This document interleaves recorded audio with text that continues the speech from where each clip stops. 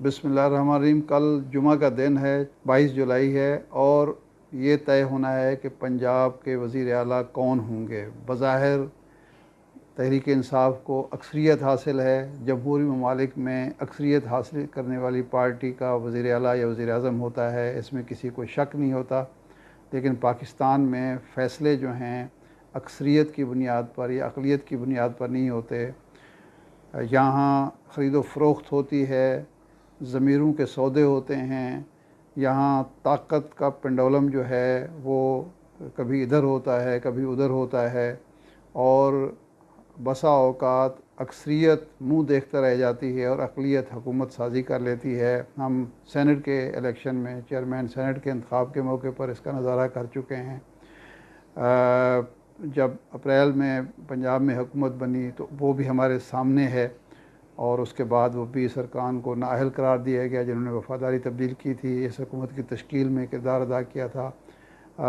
कल क्या अक्सरियत को हुकूमत मिलेगी या अक़लियत एक बार फिर जोड़ तोड़ की बुनियाद पर, ज़मीर की ख़रीदारी की बुनियाद पर या ताकत और क़ुव्वत की बुनियाद पर अक्सरियत पर भारी साबित होगी, ये कल फ़ैसला होना है। लेकिन ये फ़ैसला सिर्फ वज़ीर आला के इंतखाब का नहीं है, ये मामला वज़ीर आला के इंतखाब का नहीं है, फ़ैसला वज़ीर आला का नहीं होना। असल में ये फ़ैसला भी मेरा ख़्याल है होना है कि क्या पाकिस्तान में फ़ैसले अवामी ख्वाहिशात पर होंगे, अवाम की मर्ज़ी से होंगे, अवाम की तवक्कुआत के मुताबिक होंगे, और अवाम के फ़ैसले को इज़्ज़त मिलेगी या नहीं, ऐसा नहीं होगा। माज़ी की तरह हम ज़मीर फ़रोशी होगी हमारे यहाँ, माज़ी की तरह यहाँ लोटा साजी होगी, लोटा गर्दी होगी, और जिसके पास जिसकी लाठी उसकी भैंस का उसूल चलेगा। ये कल तय होगा। लेकिन अगर ऐसा होता है तो उसके नताइज क्या निकलेंगे। पाकिस्तान इस वक्त बहुत बड़े सियासी बहरान और मुआशी अदम इस्तेहकाम से दो चार है।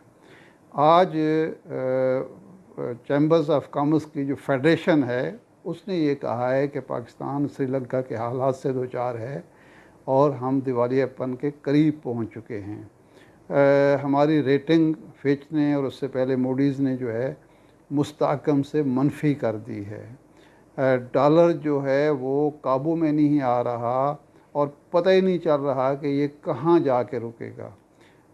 कार साज कंपनियों ने, मोटर साज कंपनियों ने बुकिंग बंद कर दी है और वो डिलीवरी नहीं दे रहे। वो कहते हैं कि जी हमें एक तो गवर्नमेंट ने जो पाबंदी लगाई है इंपोर्ट पर, उसकी वजह से हम पुर्ज़े ही नहीं मंगवा पा रहे बैरून मुल्क से। हमारे पास ना डॉलर हैं मंगवाने के लिए, ना हमारी एलसी खुल रही है, इसलिए हम ना तो मैन्युफैक्चरिंग जारी रख सकते हैं और ना ही हम डिलीवरी दे सकते हैं। कई सनतें इसी बुनियाद पर बंद होती नज़र आ रही हैं। ये अगर ऐसा होता है खुदा न खास्ता तो फिर बेरोज़गारी का एक तूफ़ान आएगा। महंगाई का तूफ़ान पहले आ चुका है और इस कसाद बाज़ारी की वजह से, इन पाबंदियों की वजह से और डॉलर की ऊंची उड़ान की वजह से बेरोज़गारी भी आएगी। स्टॉक एक्सचेंज जो है नफसियाती हद जो है उससे भी नीचे चली गई है, 40 से नीचे फ़िगर आ चुका है, जो बहुत ही ख़तरनाक फ़िगर हुआ करता है हमारी जैसी इकॉनमी में। ऐसी सूरत में अगर अवाम को ये पता चलता है कि हमारे वोट की कोई अहमियत नहीं, हमारे नुमाइंदों की कोई अहमियत नहीं, हमारे नुमाइंदों का ज़मीर बराए फ़रोख्त है और पाकिस्तान में हुकूमत जिसकी अक्सरियत उसकी हुकूमत का उसूल नहीं चलता, बल्कि यहाँ सिर्फ़ और सिर्फ जिसकी लाठी उसकी भैंस चलेगा, जिसके पास दौलत ज़्यादा है वही हुकूमत बनाएगा, तो उसका नतीजा क्या निकलेगा। दो सूरतें हो सकती हैं। अवाम के अंदर एक मायूसी पैदा हो, वो कौमी मामला से लाताल्लुक़ हो जाएं और यहाँ पैसे की बुनियाद पर हुकूमत साजी का जो है रिवाज बढ़ता चला जाए। होगा क्या, जो लोग अरबों रुपए खर्च करके हुकूमत बनाएंगे, अगर वो अरबों रुपए अंदर की क़ुव्वतें उनको दे सकती हैं تو کیا اس بات کی ضمانت ہے کہ باہر کی قوتیں خرید و فروخت کے کاروبار میں ملوث نہیں ہوں گی؟ پھر تو بڑا آسان ہو جائے گا۔ 80 کی دہائی میں جناب ولی خان نے کہا تھا کہ پاکستان میں حالات ایسے ہو گئے ہیں کہ اتنے ارب روپے ہوں تو یہاں پاکستان کی اسمبلی کو، پارلیمنٹ کو خریدا جا سکتا ہے۔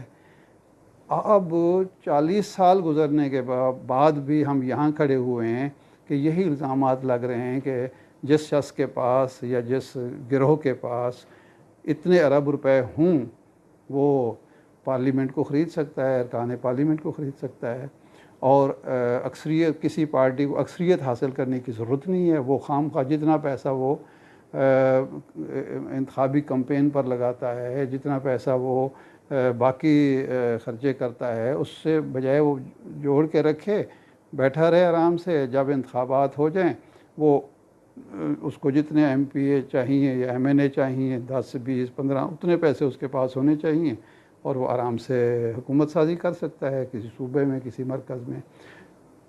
اور اس مایوسی کا نتیجہ کیا ہوگا؟ کیا مایوسی کے بعد یہ نوجوان جن کو شعور بھی ہے، جن کو بیرونی ممالک میں تبدیلیوں کا علم بھی ہے، عالمی سطح پر ہونے والی تبدیلیوں کا علم ہے، جو یہ سمجھتے ہیں کہ عوام کا حق کہ حکمرانی ہی تسلیم ہو تو ترقی بھی ہوتی ہے، خوشحالی بھی ہوتی ہے، اور عوام جب اپنے بارے میں فیصلے کرتے ہیں تو وہ درست فیصلے کرتے ہیں، تو وہ نوجوان کیا اس مایوسی کے نتیجے میں گھروں میں بیٹھ جائیں گے، گھر میں بیٹھ کے روئیں گے، یا خدا نخواستہ یہ جو مایوسی ہے، یہ جو بے یقینی ہے، وہ اشتعال کی شکل اختیار کرے گی؟ یہ دنیا بھر میں، تیونس میں ہو، مصر میں ہو، لیبیا میں ہو، کئی اور ابھی سری لنکا میں ہو، عوام کے اندر جب اشتعال پیدا ہوتا ہے، نوجوان جب مایوس ہوتے ہیں، نوجوانوں کو پرامن تبدیلی کا راستہ نظر نہیں آتا، انتخاب کے ذریعے تبدیلی کا راستہ نظر نہیں آتا، تو پھر وہ غیر جمہوری اقدامات کے بارے میں سوچتے ہیں۔ تو بہتر یہی ہے پاکستان میں کہ تبدیلی کا پرامن راستہ جو ہے وہ کھلا رہنا چاہیے، اور تبدیلی ووٹ کے ذریعے آنی چاہیے، تبدیلی انتخاب کے ذریعے آنی چاہیے، اکثریت کے حق کے حکمرانی کو تسلیم کیا جائے، اور اقلیت کو یہ حق ہرگز نہ دیا جائے کہ وہ جوڑ توڑ کر کے، وہ پیسے لگا کر، وہ طاقت کے ذریعے، دھونس کے ذریعے، دھاندلی کے ذریعے اکثریت کو اقلیت میں تبدیل کرے اور ملک کو عدم استحکام کا شکار کرے۔ پاکستان کو سیاسی اور معاشی عدم استحکام سے بچانے کی یہی ایک اور واحد صورت ہے، اس کے علاوہ کوئی صورت نہیں ہے۔ اس کا تجربہ ہم ماضی میں 1977 میں کر چکے ہیں، 1971 میں کر چکے ہیں۔ اب کم از کم مزید کسی غلط اور تلخ تجربے کی گنجائش نہیں ہے۔